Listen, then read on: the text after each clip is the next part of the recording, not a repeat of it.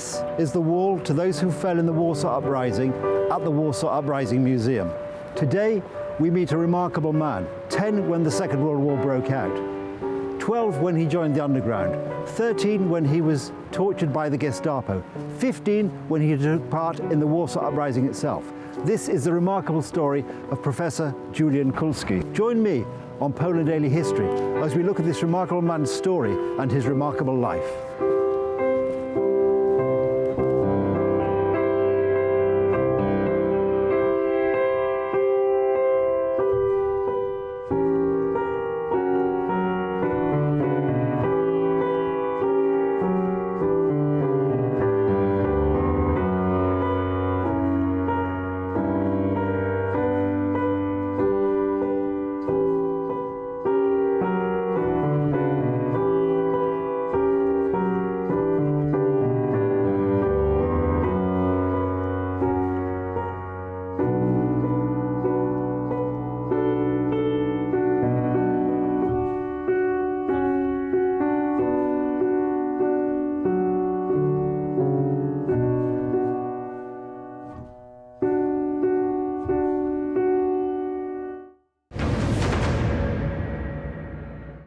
Now, of course, there you were as a young man fighting in the your operation in the underground. It did, of course, unfortunately, there came the moment when the Gestapo came to your house one afternoon and you found yourself arrested and taken to the notorious Pawiak prison.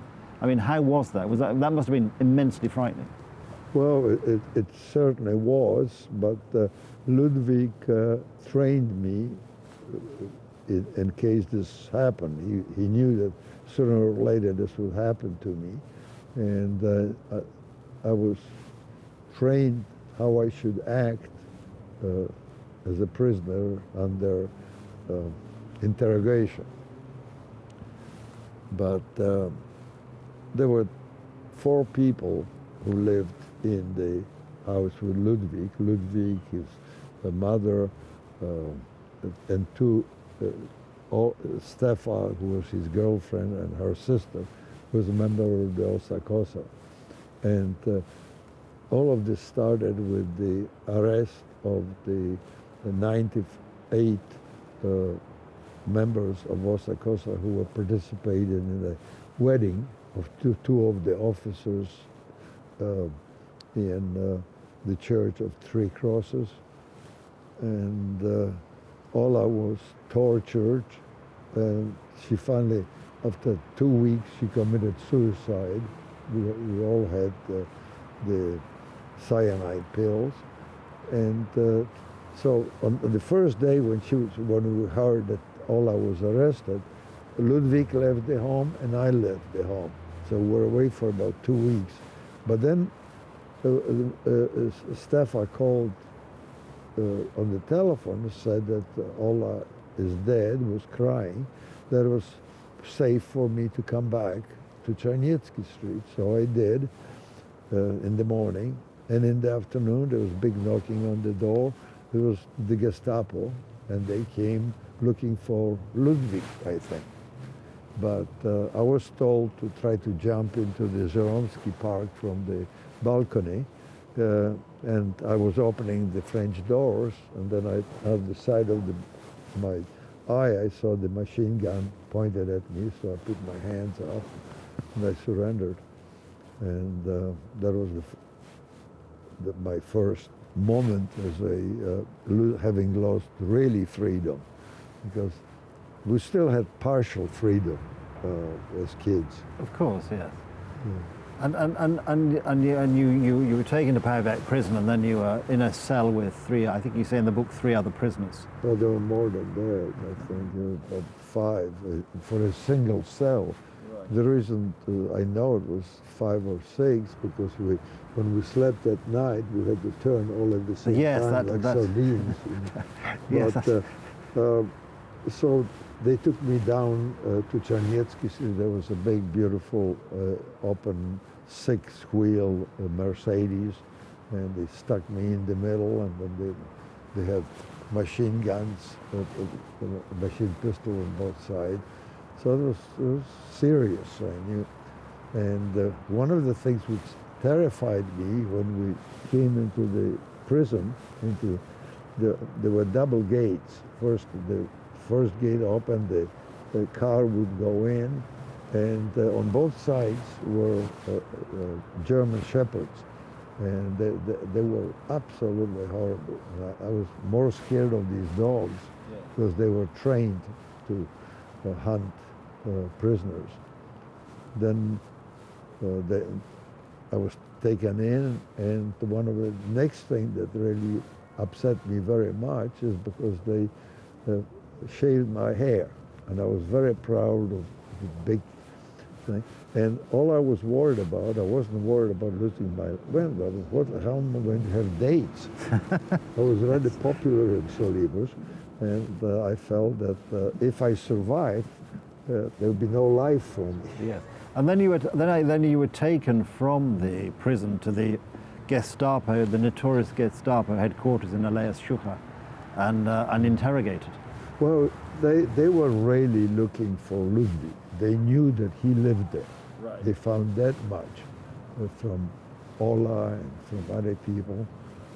So the whole purpose was to try to use me to lead them to, and the torture which I submitted was basically intended to terrify me, which I succeeded.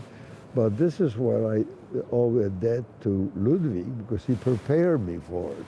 Yeah. I told them that I didn't know German, and so we had a translator between us. Which always and that gave me time to lie, think. Yes, exactly. To come up with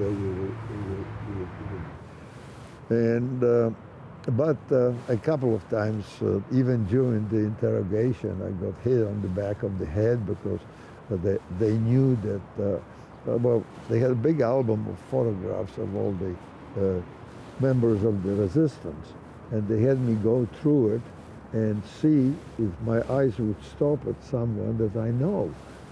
And so I stopped, and I said, well, who is that? And I said, well, he's in the cell with me in Pawiak. And that's when I got, because they knew I was, and that's an interesting, because you make the point in the book even that when you'd done that, which of course is the sort of thing a young boy would do to try to inject some sort of degree of humour, mischievousness. But you even make the point in the book that when you'd done that, you realised that given the people you were dealing with, that was actually probably not a particularly clever thing to have done. Well, Ludwig also told me to badmouth him to the Gestapo, so that the Gestapo would, as a matter of fact, at the end of the interrogation, they even, I asked if I could become an agent of the Gestapo, because I really played the yes, game you did. well. That comes in. That comes and I in the complained to them about Ludwig, that he wouldn't let me go out on girls and have sex, and so that's something that the Germans believe, because of my age, you know. I mean, and it says a lot. I think it says a lot about the thought and the cleverness of Ludwig in preparing you, that he'd actually foreseen this and given you the ability to resist interrogation by the Gestapo. I mean, that is tremendous. That was very far-sighted. And second one was the fighting without arms. We went through a lot of that. So it really is, despite the terrible conditions, it's amazing that somebody was able to think and actually prepare you for that. He was that. an amazing person. He was an actor, and for him it was half war and half a stage. And one of the reasons why we were all so crazy about him is because we admired him so much. Yeah. Because he was able, for one thing, he was a head taller than us. He was a giant. In the book, the photographs really show the difference in height. And then after the interrogation, it was back to prison. And then that terrible moment came where your name was read out on the list to go into Auschwitz. And you make the sort of rather, the point in the book that the guilty was shot and the innocent went to Auschwitz, which is a sort of well, that was the standard procedure. And then, but then it turned out, thank God, you didn't actually but get to after Auschwitz. Schuha Lane, I thought Auschwitz can't be that bad, but I heard about Auschwitz, so I knew it was very bad. But in any case, they took me back to Suha Lane, and there they took me up to the commanding Gestapo officer, Major Hahn, who was the head of the Gestapo for Warsaw, and he was sitting behind the desk with a huge portrait of Hitler behind him, and I was starved, I was dirty, I was shaven, had been eaten for 2 weeks very much, so I was shaking, completely shaken.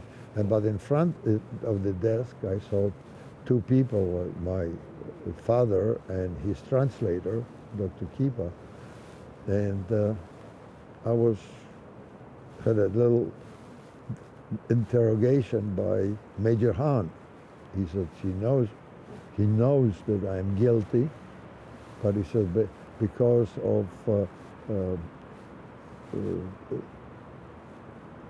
General Leist, who was the head of the president of Warsaw, who is vouching for me, he feels very sorry, but he has to let me go. But he said, next time if they catch me, the devil himself won't be able to save me.